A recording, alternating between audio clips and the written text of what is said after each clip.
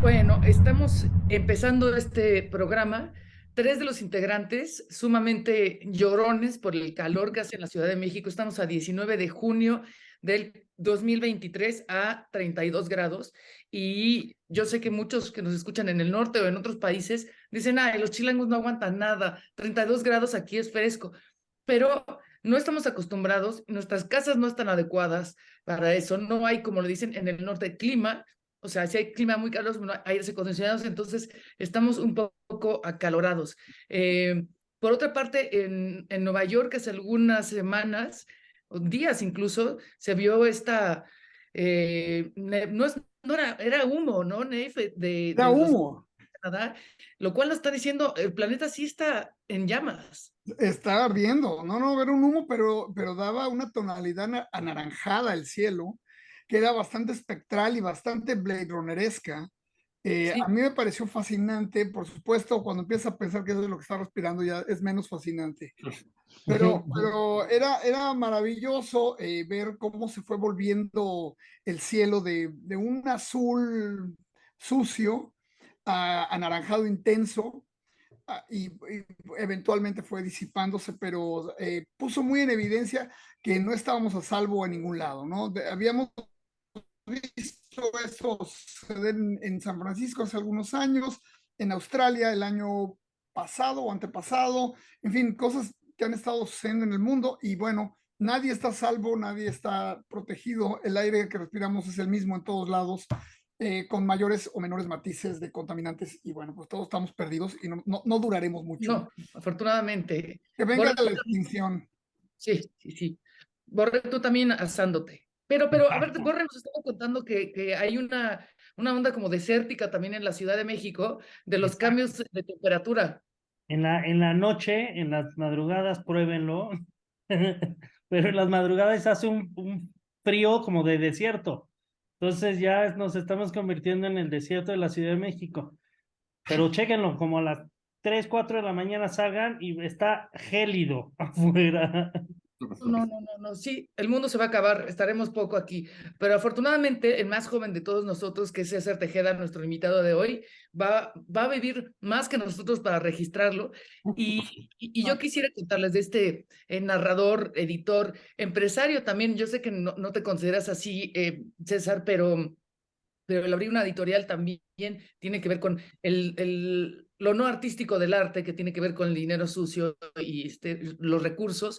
Y quisiera yo empezar, si me lo permiten, compañeros, aparte de dar la bienvenida a César, en contarles que yo lo conocí hace muchos años, afortunadamente, porque me encontré en un consultorio de un amigo, una revista que me gustó mucho porque toda la estética era bien bonita y se llamaba Los Suicidas. Entonces era triple riesgo. Una, este diseño que no es barato. Dos, llamarle a una revista Los Suicidas. Y tres, hacerla de literatura, que siempre ha sido una locura, ¿no? Pero en ese entonces yo dije, pues necesito contactar a estos jóvenes para entrevistarlos para mi programa de radio.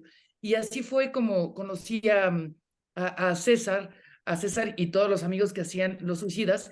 Me gustaría empezar entonces, César, para platicar de Bolaño, porque después ya me enteré, yo no sabía en ese entonces, el porqué del nombre Los Suicidas y cómo inicia ese proyecto que tengo entendido que es de tus primeros pasos en la creación literaria.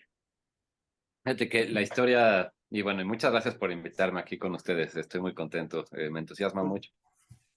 Fíjate que la historia es que tenía yo un grupo de amigos, Alejandro García Abreu, que bueno, es editor y periodista, Hernán Sarkis, que era periodista, y otro amigo que es abogado que se llama Ismael Villar. Y estábamos todos, y esto me acuerdo con tanta precisión la fecha, porque era el cumpleaños de Alejandro precisamente, era el 13 de febrero del 2008 y lo tengo muy registrado porque fue un día que cambió mi vida de manera muy absurda, precisamente hacia las empresas culturales. Y era que poquitos años antes todos nos habíamos entusiasmado mucho, sí con Bolaño, pero sobre todo con los detectives salvajes. Y como recordarán ustedes, hay una buena parte de ese libro que es una conversación entre los personajes principales y Amadeo Salvatierra, en la que están bebiendo un mezcal sonorense, ¿no? Que se llama Mezcal Los Suicidas. Entonces, bueno, eso, y justo en el 2008 comenzaba este fervor por el mezcal. ¿Se acuerdan que digo, es relativamente reciente? Sí, sí. Entonces estábamos ahí en el bar tomando mezcal y pensábamos que, oye, estaría bueno tener una marca de mezcal que se llamara Los Suicidas. Y comenzamos a pensar y imaginar en la posibilidad de registrar el nombre. Y inmediatamente nos rendimos. Dijimos, no, ¿qué vamos a hacer? No tenemos con ningún contacto en Oaxaca. Esto es una misión imposible. ¿Por qué no hacemos una revista con el mismo Muy bien. nombre? Lo voy a Esa, traer. esa fue la ocurrencia que tuvimos en ese momento, sin pensar. Y yo, no sé por qué, pero yo me ofrecí a ser el que coordinara todo ese esfuerzo ahí en ese instante, pensando que tal vez no se iba a cumplir nada. Pero de manera eventual, pues como que nos fuimos sumando gente al proyecto. Y mira, ahí, por ejemplo, comenzamos a entrevistarnos con editores, porque yo estudié ciencias políticas y ninguno de mis colegas habían estudiado nada que tuviera que ver con letras ni con edición. Entonces no teníamos la más remota idea de cómo se hacía una revista, ¿no? Y comenzamos a entrevistarnos, como les decía, con editores y eso, y lo comento porque eso del formato es un tamaño muy caprichoso, un poquito más pequeño que el tamaño carta. Y eso se lo copiamos, imagínense. Teníamos una amiga cuyo padre trabajaba como asesor editorial de una revista que servía como órgano interno del PRI, ¿no? Eh, Ah, entonces supongo que ellos sí podían despilfarrar en un formato caprichoso que generaba mucha merma de papel, pero como éramos jóvenes, decidimos, no, ese formato es hermoso, nunca habíamos visto una revista de ese tamaño. Y así fuimos como que sumando decisiones desafortunadas, acumulando decisiones desafortunadas, pero con mucho ímpetu, y quién sabe cómo logramos terminar ahí en esa aventura que se llamó Los Suicidas. Qué bien. ¿que fueron cuántos años, más o menos? Fueron 2 años. Sí, siento, a la distancia siento que fue más tiempo, pero fueron 2 años y 9 números ahí con este problema. Digo, o sea, todo lo que, como que últimamente cada vez que pienso en esos días, como que lo hago con mucho cariño y como si fueran años formativos de aventura, porque también éramos muy jóvenes, digo, tendría yo unos 25 26 años. Y, y bueno, al final hubo ahí un problema y como que tratamos o sea, imagínense, acababa de llegar a México esta famosa revista que se llama Vice, que creo que también por estos días acaba de declararse, ¿no? En bancarrota, Derrota, sí. pero que tenía un modelo que eran revistas gratuitas. O sea, en ese tiempo ya se pensaba que las revistas iban a terminar eventualmente o que las revistas físicas de papel estaban cerca de su fin. Pero nosotros estábamos encaprichados con que nuestra revista fuera de papel, tanto así que en los primeros números ni siquiera teníamos página de internet. Pero la apuesta que decidimos seguir, sin ninguna, o sea, sin ningún programa, sin ninguna lógica, fue emular el sistema de Vice y hacer revistas gratuitas que por la gratuidad debían de sobrevivir debido a que podíamos garantizarle a los anunciantes que iban a anunciarse, que se iban a distribuir, ¿no? Dado que las regalamos, sabemos que van a llegar a personas. Y eso fue lo que hicimos y tirábamos muchísimos ejemplares, como 4,000 era el Wow. número que íbamos así regalando. O sea, iba yo al Fondo de Cultura Económica de aquí de la Condesa, la Rosario Castellanos, y ponía, no sé, le pedía al policía que me diera chance de poner 20 revistas así en el mostrador y luego cuando nos íbamos veíamos hacia una familia con 5 niños, cada quien con su revista. Ay, qué horror. Pero bueno, así fue ese tiempo. Exacto. Sí, Digo, yo creo que ahí este tipo de hacer literatura al estilo guerrilla es lo que empieza a forjar a las editoriales independientes. Y digo, después de evolucionar en Los Suicidas, evolucionaste hacia la edición independiente con Antílope, ¿no? Entonces, platícanos un poquito la historia también de Antílope, ¿no? Cómo surge, quiénes están involucrados, porque están involucrados gente muy importante de la literatura contemporánea y por dónde va este proyecto. Mira, te voy a contar esa historia que es como una mucho más mesurada y sensata. Pero también digo, poniendo sobre la mesa que Ediciones Antílope, por lo menos desde mi perspectiva, solo se puede comprender como un proyecto colectivo, ¿no? Entonces digo, yo voy a contarles mi historia, pero es una editorial que tiene 5 historias muy distintas, ¿no? Lo que pasó fue que poco después de que se terminara la aventura de los suicidas, yo entré a la Fundación para las Letras Mexicanas y ahí conocí a 2 de mis socias, que son Marina Sagua y Jasmina Barrera. Mm. Y cada vez que teníamos un ratito en un descanso ahí en los balcones, ustedes saben, esa es una casa porfiriana muy bonita en la Colonia Juárez, en donde pues, tienes el privilegio de poder dedicarte a proyectos de escritura durante 1 o 2 años. Y en los descansos, pues con ellas yo me llevaba muy bien y conversábamos mucho sobre la idea de seguir editando. Yo me había retirado de Los Suicidas un poco desesperanzado y triste, porque pensaba que era mucho más difícil hacer revistas que hacer libros. Digo, ahorita no lo sé, pero puede haber algo de cierto. Es decir, las revistas tienen como, en primer lugar, pues tienen que cumplir con cierta temporalidad, ¿no? Entonces ya sabes que cada 3 meses tienes que reunir a no sé cuántos colaboradores, llenar cuántas páginas, etcétera. Entonces yo pensaba, bueno, pues con los libros pues nos podemos ir a un ritmo más lento sin tener plazos perentorios y eso como que me hizo cierta lógica. Y yo las invité a ellas y también invité en esa ocasión a Mariana a que se sumara, a que reviviéramos Los Suicidas en una editorial que solo publicara libros y que lo que queríamos era que estuviera dedicado a libros que tuvieran, que giraran en torno al sentido del humor, ¿no? Libros cómicos, ¿no? Me acuerdo que las invité a ellas y a una gran parte del grupo original de Los Suicida a que tuviéramos una junta en mi casa y les dije que yo estaba dispuesto a echarme otra vez el paquete siempre y cuando no me tuviera que quedar yo con las labores administrativas, porque había sido lo que más me había provocado, pues no sé, estorbo mientras hacía Los Suicidas. Como se imaginarán, pues no tengo ninguna pericia en esos temas y además es como algo que, digo, si ya no vas a ganar dinero, es muy absurdo dedicarte a algo que te provoca molestia, ¿no? Que es engorroso, trabajar con contadores, todas esas cosas.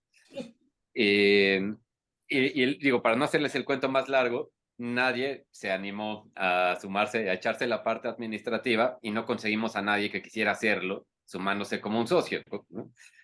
Eh, entonces, bueno, ahí acabó esa idea que le estoy hablando por ahí del 2013 y en el 2015 Jasmina me buscó y me dijo, oye, ¿te acuerdas de esa idea que tenías de revivir una editorial? Pues digo, no hagamos eso lo que habías pensado de Los Suicidas, vamos a formar otra editorial, porque yo ya conseguí a 2 personas que quieren sumarse al proyecto y una de ellas tiene conocimientos administrativos, que es Astrid López Méndez y la otra era Isabel Zapata, ¿no? Y me acuerdo mucho que, digo, yo no las conocía a ellas dos, a estas 2 últimas, y nos juntó Jazmín ahí en un restaurancito de la Roma que se llama Pan Comido. Entonces nos juntamos por primera vez, nos conocimos los 5. Y, y bueno, pues ahí medio congeniamos, como que teníamos algunas ideas en común, no sabíamos muy bien hacia dónde íbamos. Pero ese año, ¿se acuerdan ustedes que fue este famoso año de México en Francia, que iba a haber una serie de eventos Sí, literarios, ¿no? sí. Y había una polémica muy reciente que consistió en que seleccionaron a un número de autores jóvenes, menores de 30 años, creo, menores de 35, para que representaran a México en una antología que se iba a distribuir allá. Y tenía la característica de esa antología que todos eran narradores y narradoras. Eso creo que después se corrigió, se hizo otra antología que sumó también a poetas, creo que a poetas. Pero como eso no pasaba todavía, lo que decidimos fue que como una respuesta un poquito contestataria, un poquito provocadora, hiciéramos una antología espejo de esa, en donde solo incluyéramos a ensayistas y poetas. Mm, Sí, muy buena. claro. Y esa fue como la idea en la que nos pusimos completamente de acuerdo, que de hecho fue idea de Astrid, ¿no? Y una idea que nos entusiasmó mucho y además que nos permitía la posibilidad de proponer cada quien a diferentes autores y autoras y cada quien formar parte o dedicarse un poquito a las labores editoriales de un libro. Y ese fue como, y bueno, y la otra cosa que también pensamos por medio de la mercadotecnia fueron 2, y eso fue muy afortunado. Una que fondeamos el libro a través de esta plataforma, no era Kickstarter, era la que ahora es banco también, ¿cómo se llama? Fondeadora, ¿no? Ajá. Entonces decidimos fondear el libro y como ya teníamos a 24 autores invitados, nos apoyaron a hacer la publicidad y no pedíamos mucho, digo, por decirles algo, unos 60, 70 mil pesos, pero logramos incluso superar la meta, que es algo más o menos difícil, y salir con el primer libro. Entonces salimos en el primer libro con ya haciendo mucho ruido, ¿no? O sea, ya teníamos una plataforma de fondeo que nos había, que nos había servido para darnos a conocer, teníamos el respaldo de los autores que formaban parte de la antología y, y bueno, y así fue. Y eso fue justo en diciembre del 2015. O sea, me acuerdo que ahorita justo por estas fechas, por junio, julio, firmamos nuestra acta constitutiva y ya hacia diciembre de 2015 y publicamos ese primer libro y que, bueno, por cierto, el asunto de fondearlo implicaba que ya muchos de los libros habían vendido, ¿no? Entonces, el método de distribución, que también es siempre un problema para las editoriales nuevas, estaba más o menos resuelto, ¿no? Y así fue como surgió, que sí fue el primer año de Ediciones Antílope.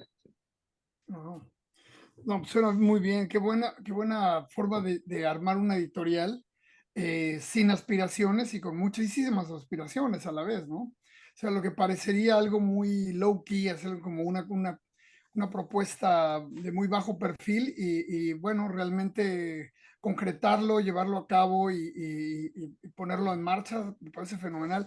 Y me imagino, bueno, gran parte tiene que ver con los autores. ¿Cuántos libros han publicado hasta ahora? Hemos publicado 24 libros. Acaba de salir justo el 24, que es un poemario de Valeria Tentoni que se llama Emociones Lentas. Y sí, son 24 libros que bueno, por ahí también hemos tenido como algunos momentos de suerte. Creo que digo, ese primer libro desde luego fue algo muy importante. Y aquí quiero decirles algo porque esto vale mucho la pena remarcarlo, por lo menos para mí. Y es que una de las cosas que nos han servido para mantenernos unidos ha sido que desde el principio decidimos, o bueno, no decidimos, sino que más bien aceptamos, admitimos que no íbamos a ganar dinero como individuos por este proyecto, ¿no? Que lo que íbamos a hacer podía servirnos como una plataforma, digamos que dentro de nuestras aspiraciones artísticas, que podía servirnos para editar libros que nosotros pensáramos que no se podían conseguir o que era difícil conseguir. Es decir, que íbamos a poder trabajar colectivamente en algo que nos entusiasmara, ¿no? Y eso fue, o sea, porque algo que se me olvidó decir ahorita, que de lo que preguntabas también tú, Mariana, sobre si me siento empresario cultural o no, es que las empresas culturales viven en una paradoja y es que pueden llegar a ser buenas empresas culturales sin ser buenas empresas desde una perspectiva económica, Claro. ¿no? Y me refiero a que puedes incidir en un catálogo que de alguna manera, perdón, puedes formar un catálogo que de alguna manera incida en el panorama literario y eso ya es algo que puede ser bien hecho, pero pues no ganar un peso nunca, ¿no? Claro. Entonces siempre vivimos habitamos esa paradoja, pero lo hacemos felizmente. Pero ahora con respecto a lo que me preguntabas, Nayef, de los libros, después del que fue Arbitraria, vino el primer año y que fue muy importante ese año porque nosotros ya teníamos este respaldo, pero necesitábamos, como ustedes saben, las editoriales viven mucho de que ustedes ustedes llegan a una librería, ven el nombre de una editorial y tal vez no conozcan al autor, pero si lo que ha publicado esa editorial antes les gusta, ¿no? Pueden darle un voto de confianza. Y el primer año, ¿no? Imagínense, nos fuimos con 2 poemarios, que era también una apuesta suicida, y una novela. Y los poemarios fueron Los que regresan de Javier Peñalosa y un libro que se llama Tener de Robin Myers. Y la novela fue Las mutaciones de Jorge Comensal. Imagínense ese madrazo de la novela es Jorge Comensal que después se disparó a una cosa que me imagino que esa experiencia también fue, no sé cuál sería la palabra, Nate, en inglés sería overwhelming, pero en español Sí, sería abrumador, ¿no? abrumador, La experiencia de las mutaciones, César. claro. Sí, sí, fue un poco, digo, de las mutaciones que yo había conocido a Jorge en la fundación y yo había sido compañero de él y ahí había comenzado a leer su novela, que me encantaba, ¿no? Desde el inicio. Eh, y bueno, Jorge, que es un tipo extraordinariamente carismático, inteligente y un gran escritor, pues tenía como que esta combinación muy probable de que escribe de una manera muy coloquial y muy sabrosa de leer. Tiene un sentido del humor extraordinario y es un gran conocedor de la ciencia, ¿no? Entonces ahí como que todo eso va conviviendo de manera muy natural. Y digo, la verdad es que sí pensábamos que podía ser un hit, no nos imaginábamos qué tanto, ¿no? O si nos imaginábamos que podía ser un hit, nunca nos imaginamos que podía sobrepasarnos. Porque lo que sí pasó es que, por ejemplo, yo llegaba de repente en un CCH, creo que era el CCH Oriente, no, de repente a los maestros les gustó el libro para sus alumnos de preparatoria y yo llegaba ahí, vendía en un día 150 libros, ¿no? Wow. Wow. Iba muy por encima de lo que o sea, su demanda iba por encima de lo que nosotros podíamos producir. Y eso pues sí, ahí como que fue difícil, pero ahí nos fuimos acomodando y además Jorge fue muy comprensivo, ¿no? Sabía él que estaba apostando por una editorial independiente nueva. Y además, bueno, del libro de Jorge, el de Javier Peñalosa ganó ese año el premio Ramón Cherau del Colegio de México.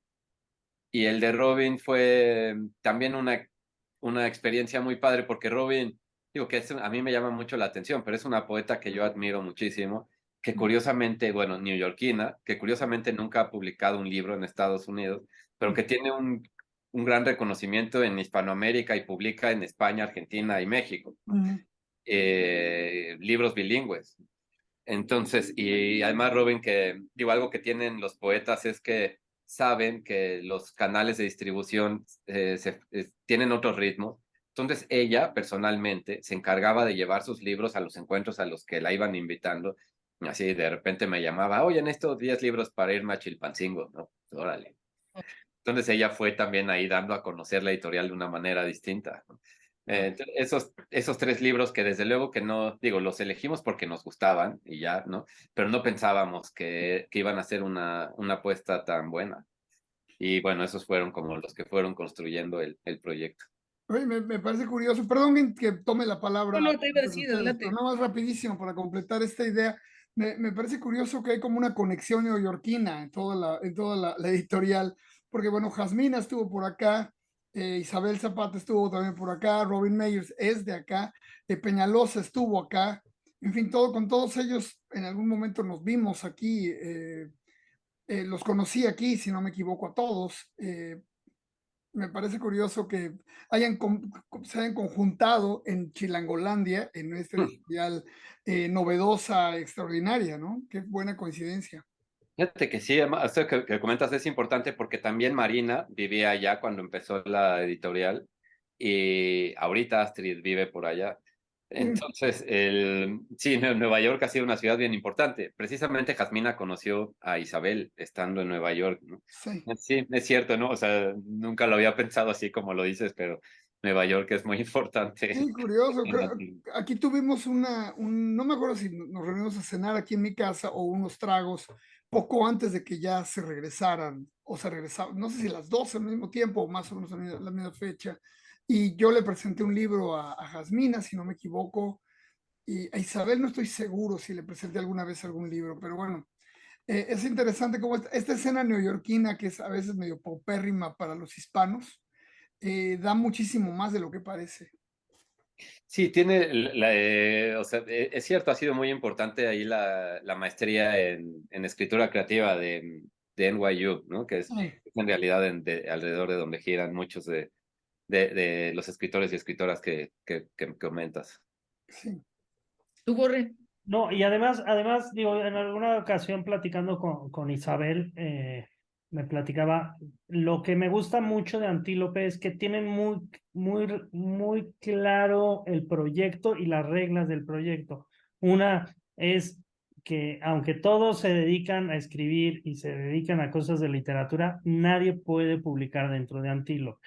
Eso yo creo que es la base del éxito de los. Digo, las reglas son para romperse, pero si ustedes tienen tan claro estas reglas, es cuando los proyectos llegan a tener mucho éxito, ¿no? Y me parece que lo están logrando de una manera bastante buena.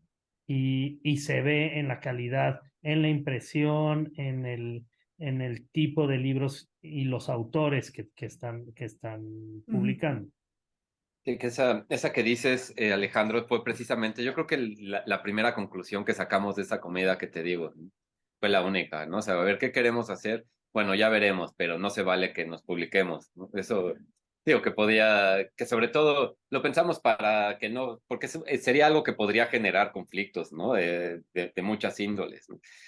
Y la otra regla que nos ha funcionado muy bien hasta ahora es que cada quien encabeza un proyecto, ¿no? Como la parte, es decir, los 5 llevamos áreas que no necesariamente forman parte de nuestras habilidades intuitivas, ¿no?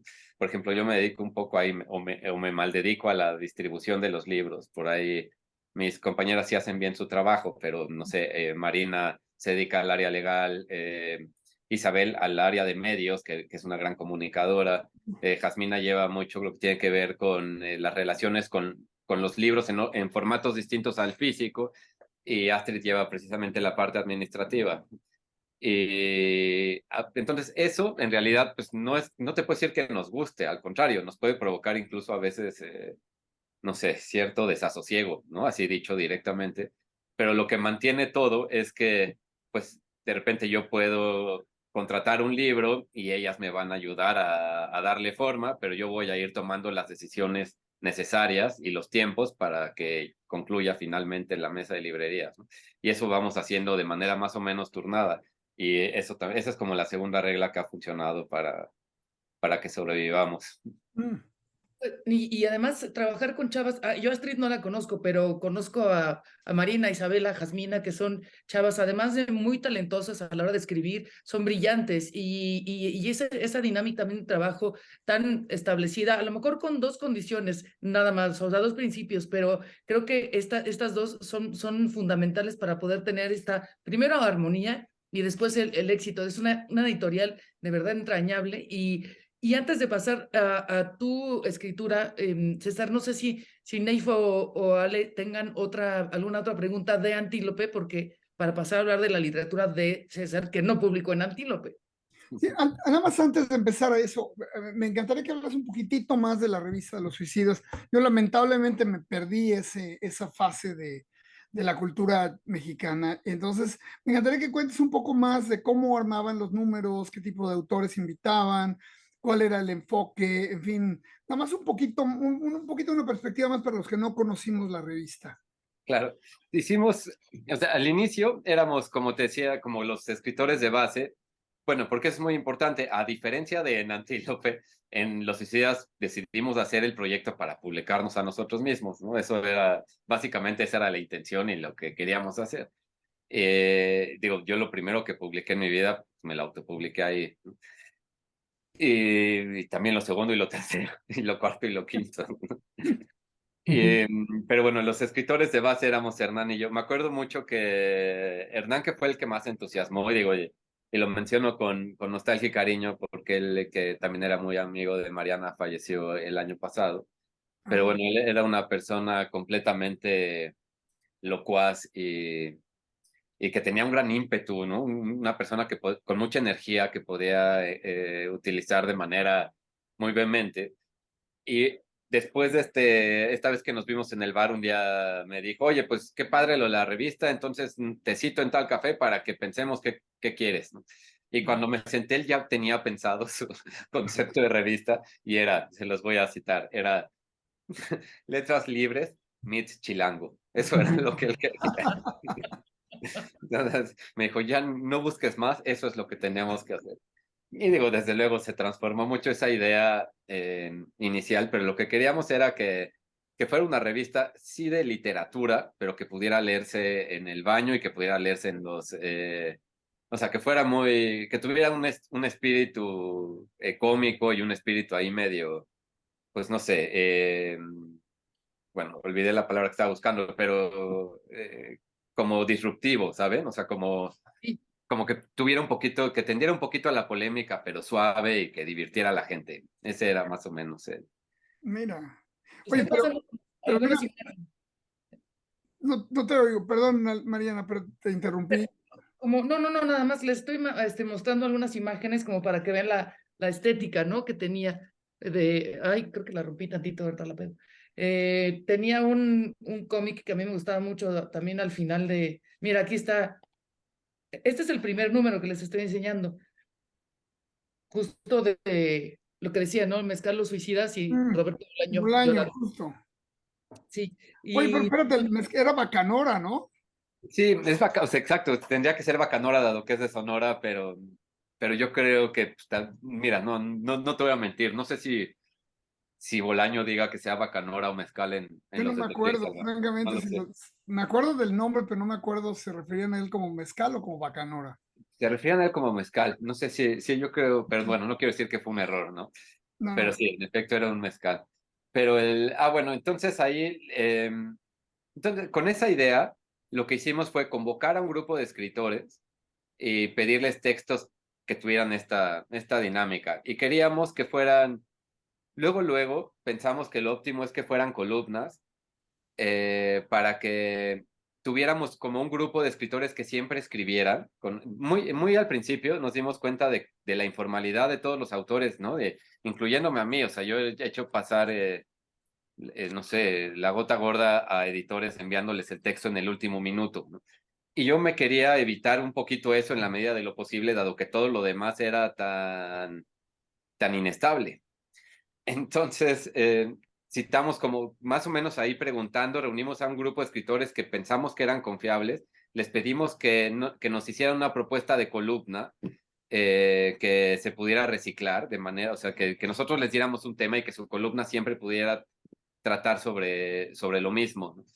Y ahí, fíjate que muchos de la primera generación, digo, sí se dedican todavía un poquito a la escritura, pero no todos. Estaba por ahí Romeo Tello Arista, que ahora es editor Romeo Tello. en Penguin, ¿no?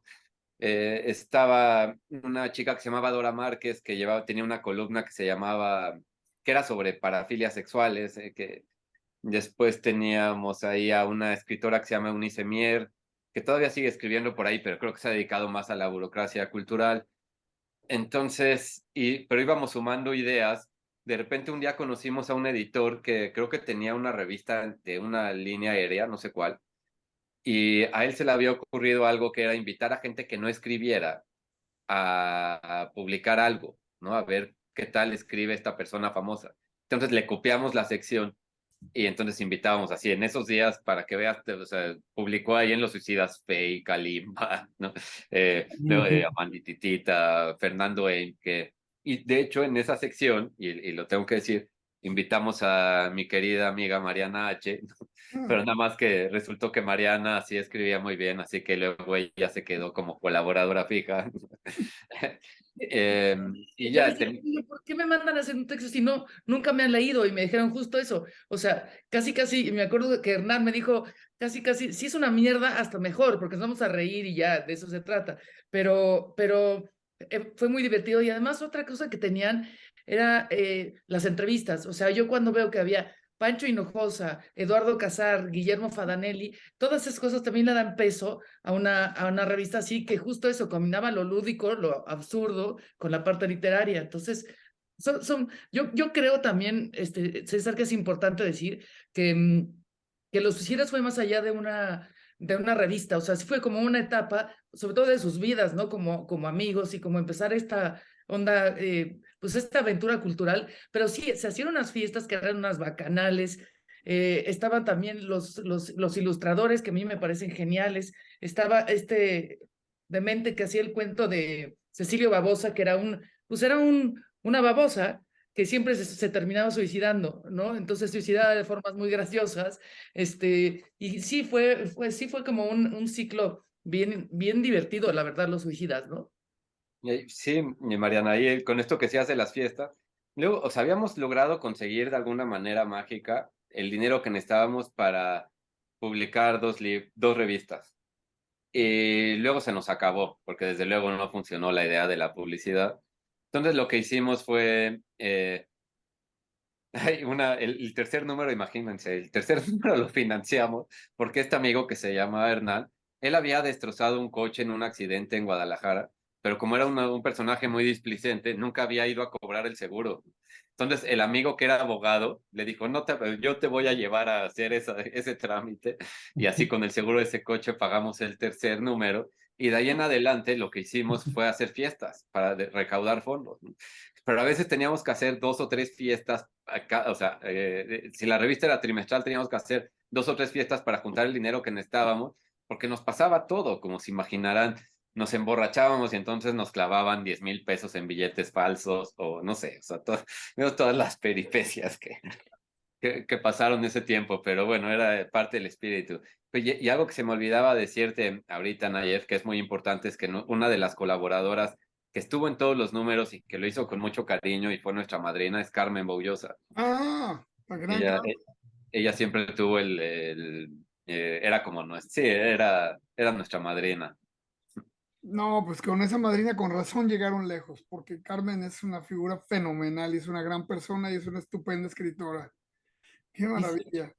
Sí, fue muy bondadosa. Imagínate, cuando íbamos así, que no teníamos ninguna revista, que no habíamos publicado nada y nosotros llegábamos, no sé, con figuras que no voy a decir quiénes son, pero a pedirles, pues evidentemente nos decían que no querían colaborar de manera fija, pero Carmen nos dijo que sí a la primera, así que eso fue un detalle muy bonito.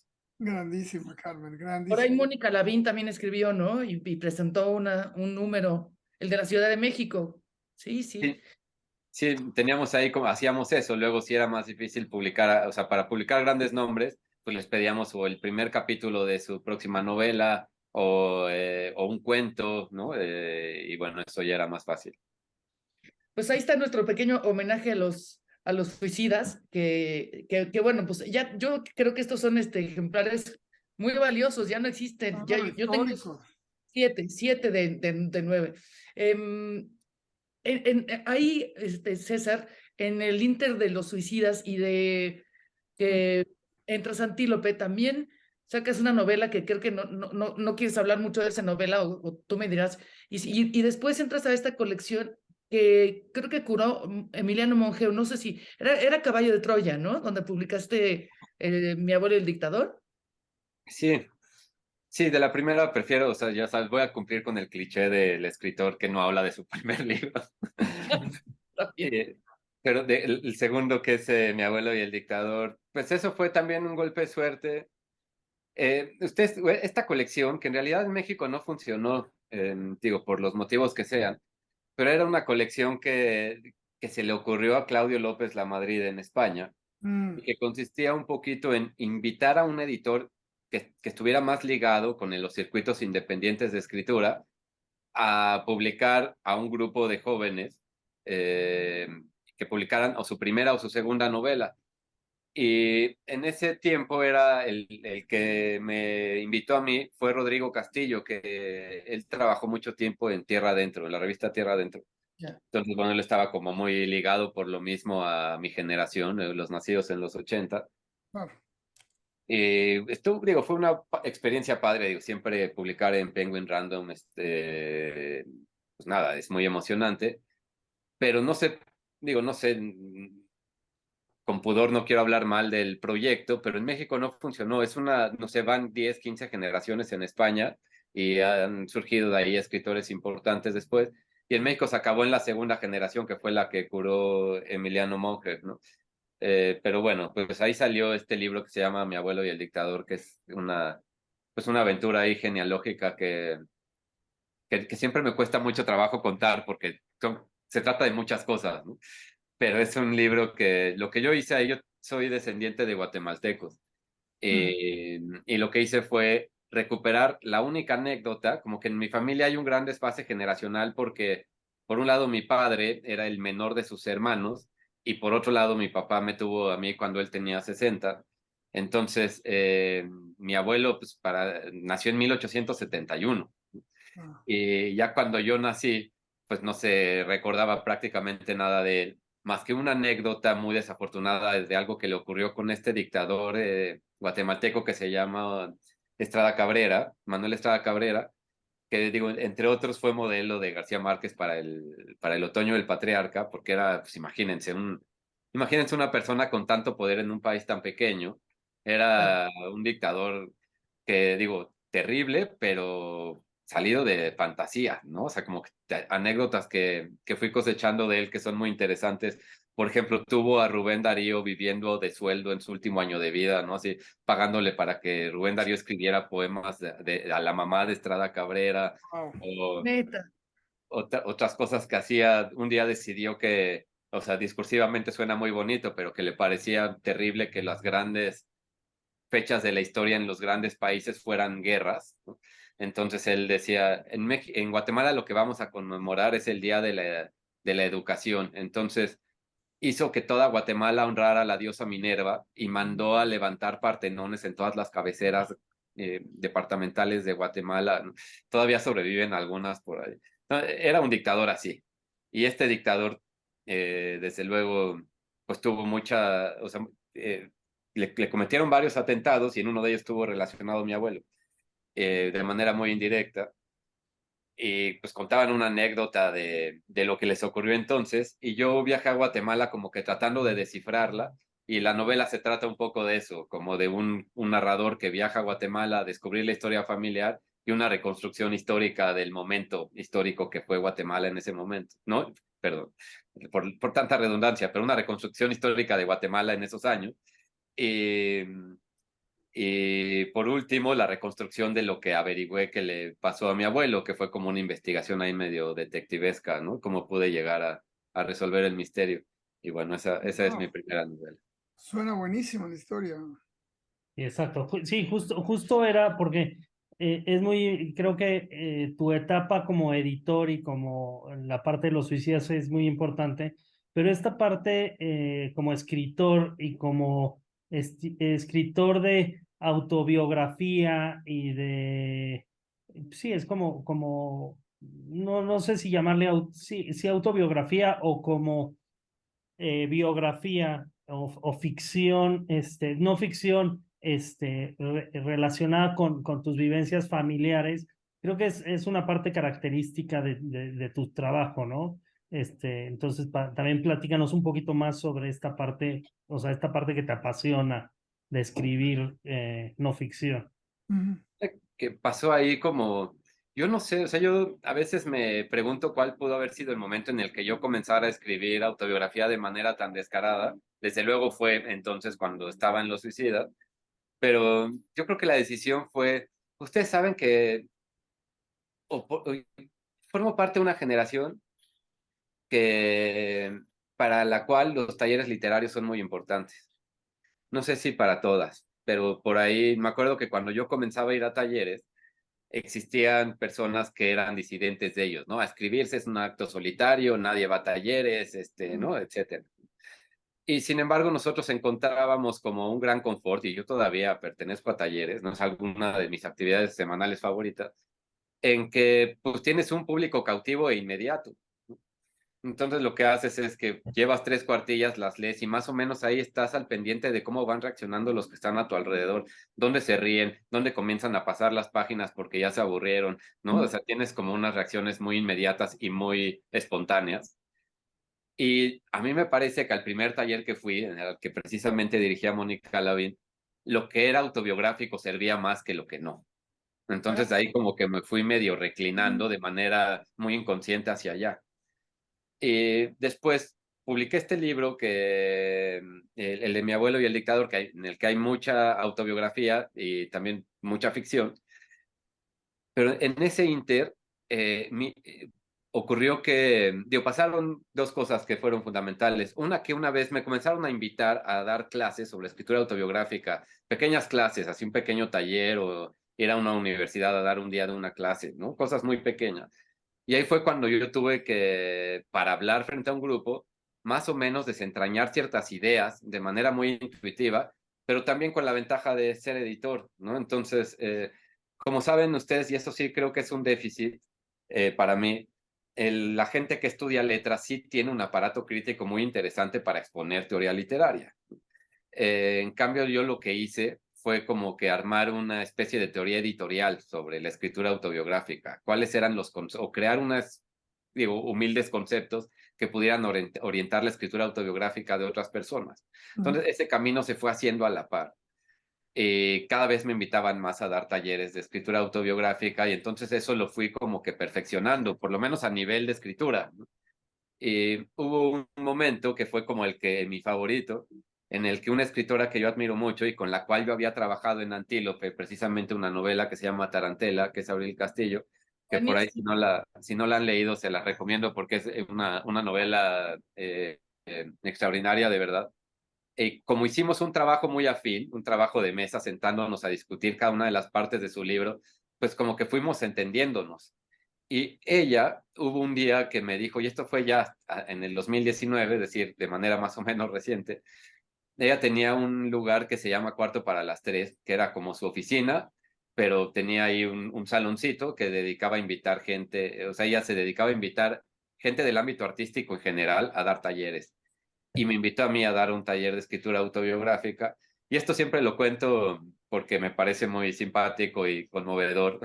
Y es que le dije, bueno, va, pero pues que no se escriban más de 5 o 6, porque si no, no voy a poder, o sea, no sé cómo pueda reaccionar. Una cosa es ir a dar una clase de un día a una universidad y otra cosa es establecer un taller. Y a mí se me hace que nadie se inscribió, pero que Abril se dio a la tarea de invitar a amigas suyas a que se inscribieran. Y, y por ahí fue un grupo muy interesante porque eran autoras que yo ya conocía y que admiraba y que tenían proyectos bastante sólidos, ¿no? Estaba una novelista y guionista chilena que se llama Alejandra Moffat, estaba María José Ramírez, que van a ver la novela que va a publicar este año con Almadía, ¿no? Ahí estén al pendientes. Yes. Estaba Elvira Lisiaga, que también acaba de publicar una novela en Penguin. Y el hecho de trabajar con ella sistemáticamente durante muchos meses fue lo que terminó haciendo que yo pudiera asentar una especie de teoría autobiográfica más o menos legible, ¿no? Y eso fue lo que se invocó en mi primer libro de ensayos que se llama La compulsión autobiográfica. Está divino. Lo tienes por ahí atrás, creo, ¿no?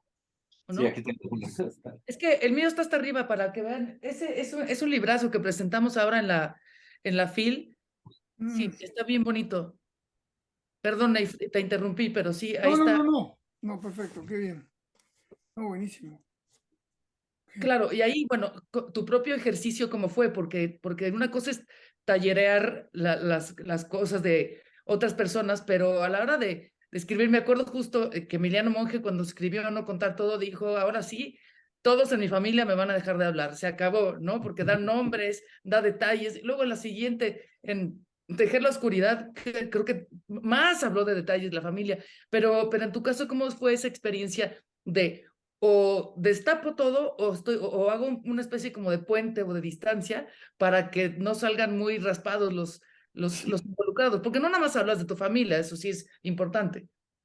Fíjate que ahora, o sea, regresando a esa primera novela de la cual no quería hablar, o sea, lo que pasó ahí es que cuando se publicó, sí provocó una serie de reacciones en mi entorno, y no digo, o sea, desde luego que no del público lector, sino de mi novia, que hoy es mi esposa, o de mis mejores amigos que se sentían incómodos con lo que yo había escrito ahí, que era una especie ahí de autoficción, ¿no?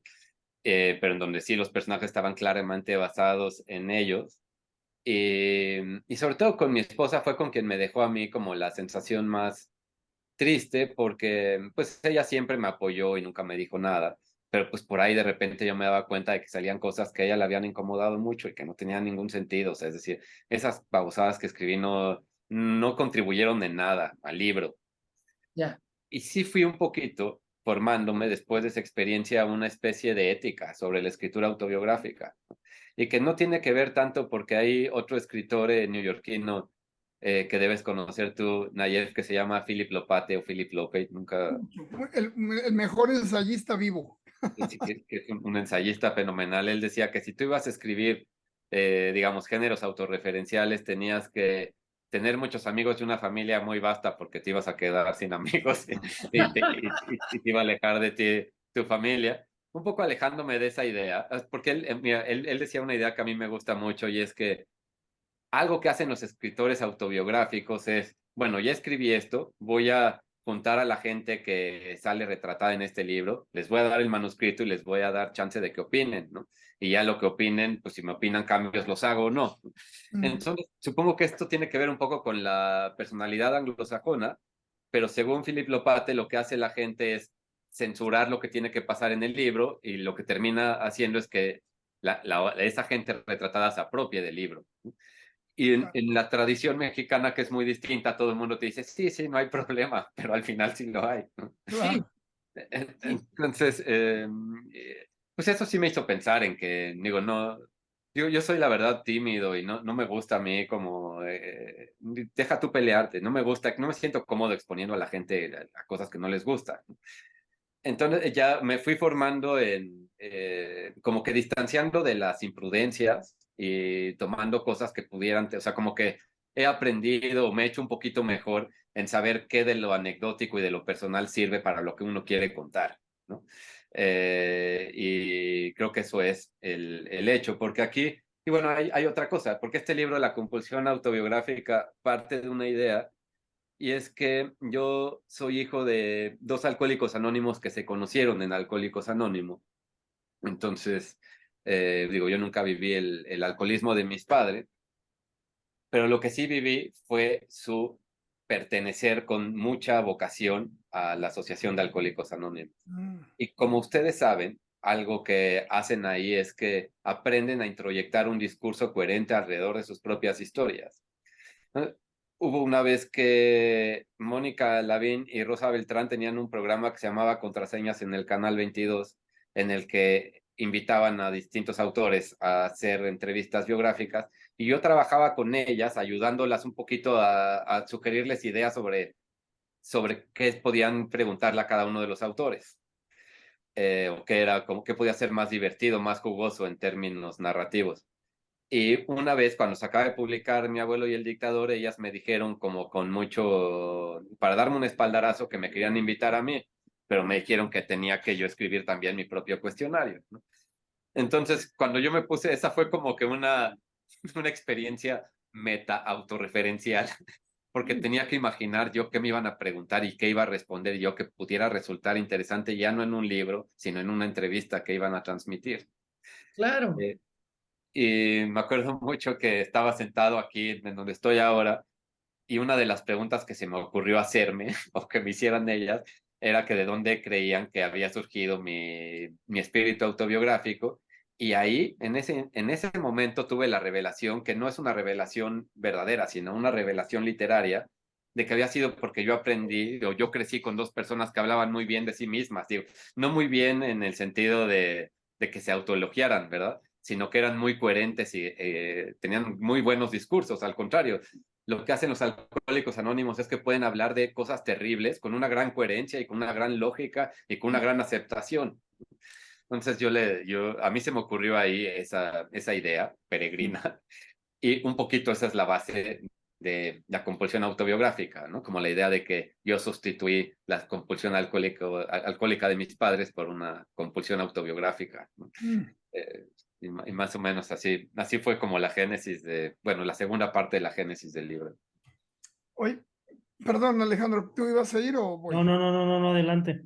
Bueno, nada más, fíjate, se me hace muy curioso, y hablando también con Monje, tenía yo el mismo dilema, ¿no?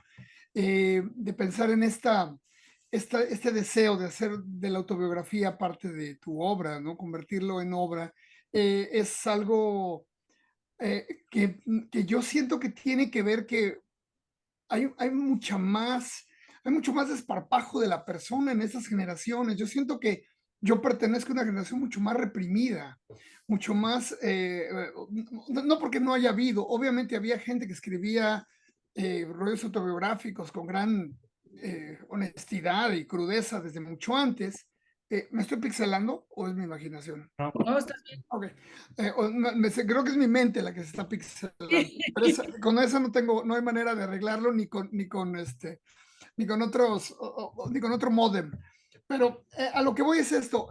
Creo yo que si pudiera yo ver un cambio entre la generación a la que yo pertenezco y la que ustedes pertenecen, es eso, es como una franqueza mayor. Por ejemplo, a mí ahora se me hace posible escribir rollos autobiográficos porque se ha muerto mucha de la gente de la que hablaría, porque ya me atrevo a decir cosas que no me hubiera atrevido.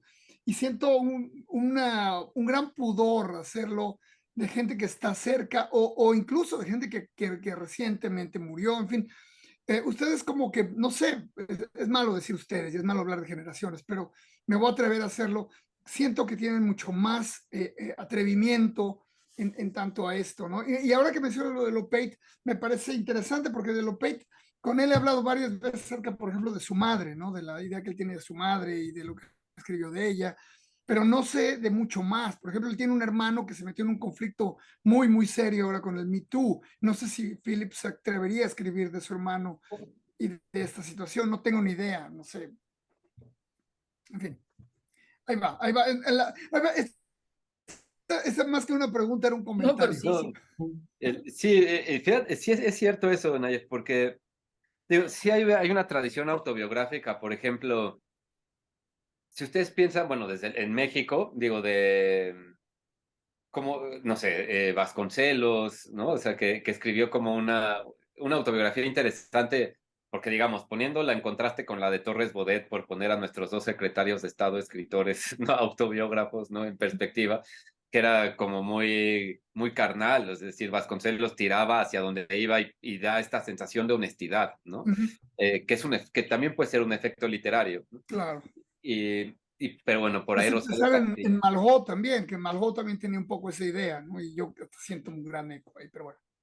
Exacto. También, o sea, las genealogías, ¿no? Uh -huh. Está no sé, todo lo que escribió Rosario Castellanos, ella casi todo es bastante autobiográfico, e incluso Ibargüengoitia, ¿no? Que en sus cuentos o en sus artículos periodísticos la escribían mucho, pero hacia allá del 2000, o finales de la década de los 2000, no había tantos escritores en México que practicaran el género, e incluso había a quienes no les interesaba ya, y había quienes pensaban que era un género carente de imaginación, ¿no? Una de las cosas que a mí me interesan es que creo que también la autobiografía se ha ido transformando conforme se saben más cosas acerca de la memoria como un proceso neurológico. Porque Ya. por decir, todavía en 2010 era coherente decir, no, pues es que los autobiógrafos no tienen imaginación. Y ya por ahí del 2015, o por lo menos hacia el 2020, ya es un hecho científico que el cerebro que para el cerebro es más o menos lo mismo imaginar que recordar, ¿no?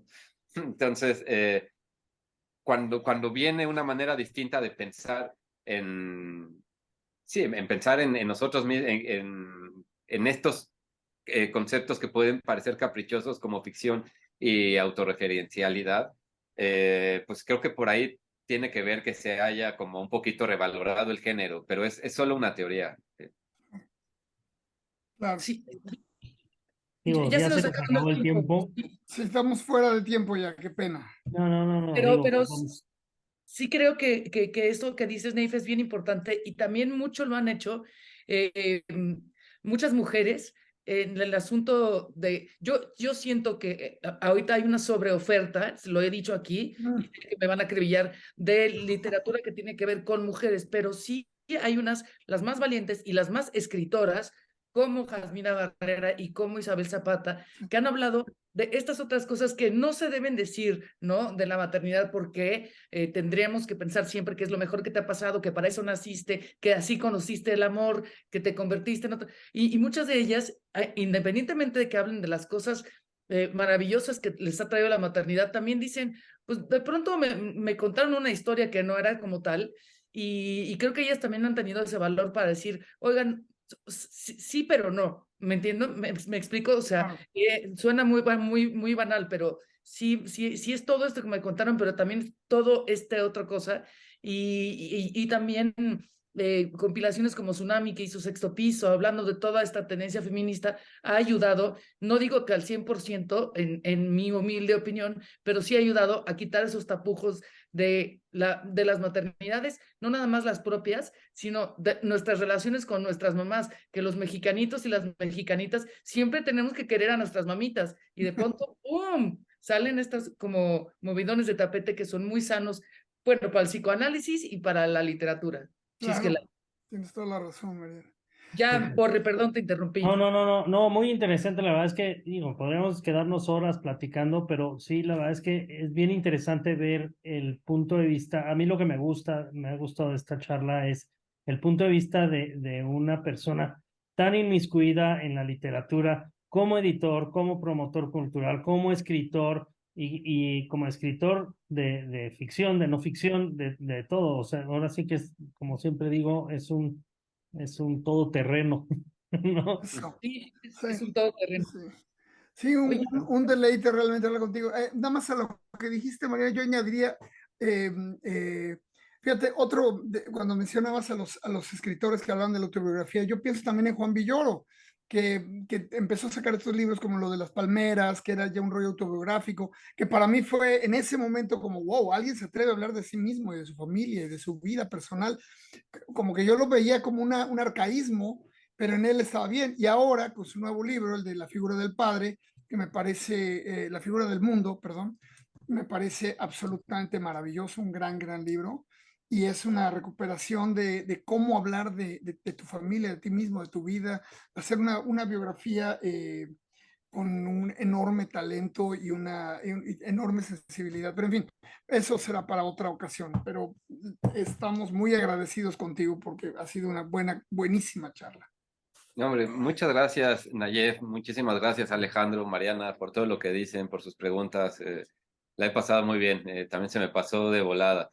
Y, bueno, te pero bueno, invitamos a un trago la siguiente vez que venga Nave, porque César, además de todo lo que dijimos, es buen bebedor, entonces nos echamos unos mezcales. muy Exacto. bien. Salud, queridos. Gracias, Eso haremos. Salud, gracias. Muchos muchas besos. gracias por todo. Eso, Gracias. gracias. Y bueno, pues nada, este fue otro episodio de Zona de Contagio. Mi queridísima Mariana se niega a presentarnos como tal, pero seguimos siendo Zona de Contagio porque el contagio sigue y la transmisión no se acaba. Compártanos con sus tías y sus abuelitas y díganles que estamos aquí hoy en este gran episodio con César Tejeda, que queremos ponernos a leer más libros de Antílope y, bueno, ver este misterio maravilloso que ha sido esta editorial. Muchas gracias. Hasta la otra. Bye.